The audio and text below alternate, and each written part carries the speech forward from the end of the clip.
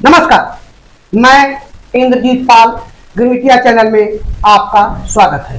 दोस्तों, आज इस अंक में हम बात करेंगे ऐसे अश्वेत अमेरिकी नेता की जो गुलामी में पैदा होकर हैती के राजदूत तक का सफर तय किया। दोस्तों, हमारे घर के बच्चे स्कूल नहीं जाते हैं अथवा पढ़ने के लिए किताब नहीं उठाते हैं तो हम कितना नाराज होते हैं।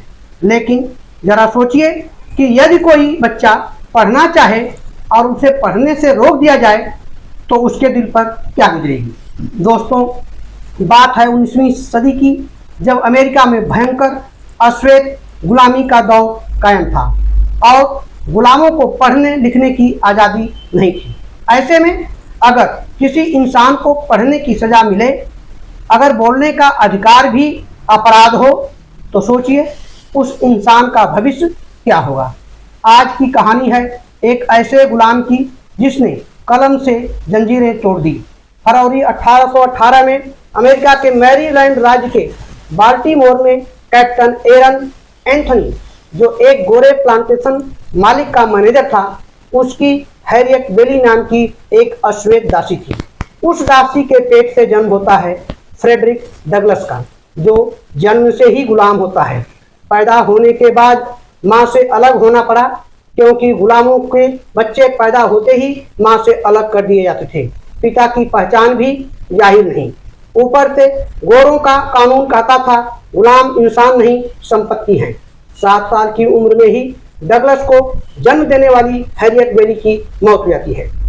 दोस्तों, 1826 में जब डगलस 8 साल के थे, तभी उनके मालिक एंथनी ने अपने दामाद थॉमस ऑल्ड के भाई ह्यूज ऑल्ड के घर काम करने के लिए बाल्टीमोर भेज दिया। दोस्तों, यह वह समय था जब अमेरिका में गुलामों को पढ़ाना अपराध था, लेकिन बाल्टीमोर में ह्यूज ऑल्ड की पत्नी सोफिया ऑल्ड ने डगलस को अक्षर पहचानना सिखा दिया। लेकिन एक दिन दोस्तों, सोफिया के पति ने कहा कि अगर किसी गुलाम को पढ़ना सिखा दिया गया तो वह गुलाम नहीं रहेगा, शिक्षा उसे आज़ादी की राह पर ले जाएगी। यह सुनते ही सोफिया डर गई और उसने डगलस को पढ़ाना बंद कर दिया।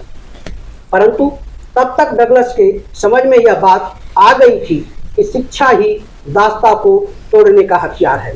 दोस्तों, एक बात यहाँ जानना जरूरी है कि अमेरिका में यदि कोई गुलाम पढ़ लिख ले, सवाल करने लगे या भागने की कोशिश कर चुका हो या आज्ञाकारी न हो, तो ऐसे हालात से निपटने के लिए गोरे प्लांटेशन मालिक गुलामों की इच्छा शक्ति को तोड़ने के लिए स्लेव ब्रेकर के पास भेजते थे। स्लेव ब्रेकर एक तरह का जल्लाद होता था जो उनके पास आने वाले गुलामों पर लगातार निगरानी रखता था, भूखा रखता था, सोने नहीं देता था, बिना कारण पीटना, अपमानित करना और अकेले में छोड़ देने जैसी सजा देता था। यह सब दोस्तों एक योजना के तहत होता था। यह सब गुलामों की आत्मा को तोड़कर फिर से उन्हें डर और आज्ञाकारिता में ढाल देने के लिए किया जाता था। इस काम के लिए स्लेव ब्रेकर गुलाम मालिकों से पैसे भी लेते थे। एंथनी के दामाद थॉमस ऑल्ड ने देखा कि डगलस पढ़ना लिखना जान चुका है और उसमें आत्मसम्मान की चेतना विकसित हो गई है। अब वह आज्ञाकारी गुलाम नहीं रहा और अब पहले की तरह आंख झुकाकर बात नहीं कर रहा है, अपमान को चुपचाप स्वीकार नहीं कर रहा है और अखबार भी पढ़ने लगा है। तो उसने डगलस की आत्मा को तोड़ने के लिए 1833 में 15 साल की उम्र में डगलस को टेलबोट काउंटी के एक कुख्यात गोरे स्लेव ब्रेकर एडवर्ड कोबी के पास जानबूझकर भेज दिया, जहां डगलस को रोज मार पड़ती थी, भूखा रखा जाता था और हर बार उसकी आत्मा को तोड़ने की कोशिश की जाती रही। कोबी की क्रूरता ने डगलस को अस्थायी रूप से कमजोर किया, लेकिन संघर्ष ने उन्हें भीतर से और मजबूत बना दिया। कोबी ने डगलस को महीनों तक बेरहमी से पीटता रहा, लेकिन एक दिन डगलस ने कोबी को पकड़ लिया और दोनों के बीच लगभग 2 घंटे की लड़ाई होती रही। इसके बाद से कोबी ने डगलस को मारना पीटना बंद कर दिया। डगलस ने अपनी आत्मकथा में इस घटना के बारे में लिखा है कि उस लड़ाई ने मुझे फिर से इंसान बना दिया। दोस्तों, थॉमस आर्ल्ड ने डगलस को कोबी के यहाँ से हटाकर विलियम फ्रीलैंड नामक एक किसान के पास भेज दिया, जहाँ हालात कुछ बेहतर थे। डगलस ने किसान के यहाँ काम करने वाले गुलामों को गुप्त रूप से पढ़ाना शुरू किया। यहीं से डगलस के मन में मानसिक आज़ादी की ज्वाला जगी और 1838 में डगलस और उनके कुछ साथियों ने भागने की योजना बनाई, लेकिन पकड़े गए। पकड़े जाने पर डगलस को वापस बाल्टीमोर ह्यूज आर्ल्ड के पास भेज दिया गया, जहां डगलस ने जहाज के निर्माण का काम सीखा और कुशल मजदूर बन गए। डगलस को जो मजदूरी मिलती थी उसे मालिक को देने पड़ते थे, लेकिन इसी बीच 1838 में डगलस नाविक का वेश बदलकर बाल्टीमोर से भागकर न्यूयॉर्क पहुंचने में कामयाब हो गए, जहां पहुंचकर पहली बार डगलस ने खुद को स्वतंत्र महसूस किया। दोस्तों, अमेरिका में गुलामी का उन्मूलन एक साथ नहीं हुआ।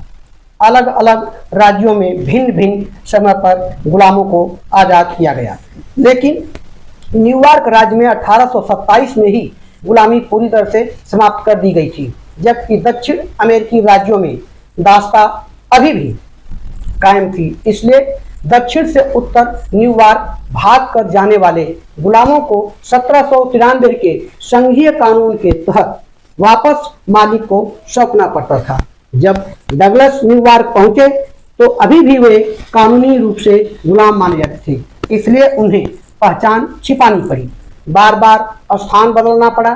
डगलस ने अपनी बायोग्राफी में लिखा है कि न्यूयॉर्क आज़ादी की धरती थी, लेकिन मेरे लिए वह डर की धरती भी थी।